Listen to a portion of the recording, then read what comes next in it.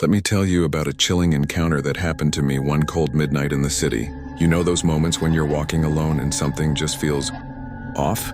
This was one of those nights. I was heading home from a late night shift at work. The streets practically empty except for the occasional car passing by. The streetlights cast long shadows, and my footsteps echoed against the buildings. That's when I first noticed him, the smiling man. He was about half a block ahead, walking in an unusual way, almost like he was dancing. At first I thought he was just another drunk person. But something about his movement seemed deliberate, theatrical even, and then he turned around and I saw it. That smile. It wasn't your friendly, casual smile.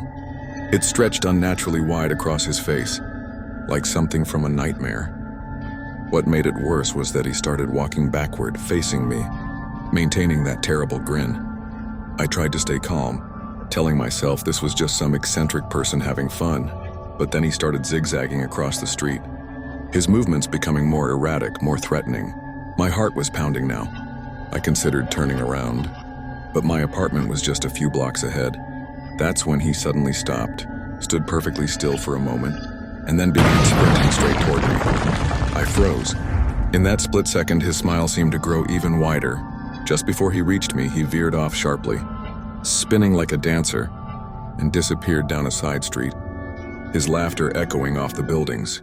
I ran all the way home, fumbled with my keys, and locked every door and window. You know what's really unsettling? I never saw him again, but I heard similar stories from others in the city. Tales of a dancing man with an impossible smile, appearing late at night to terrify lone pedestrians. Some say he's just an urban legend, a story people tell to scare each other, but I know what I saw that night.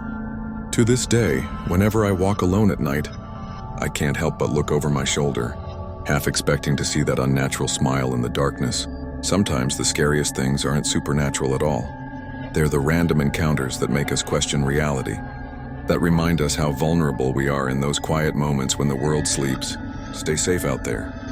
And if you ever see someone dancing oddly in the middle of the night, with a smile that seems too wide to be real, well, maybe take a different route home.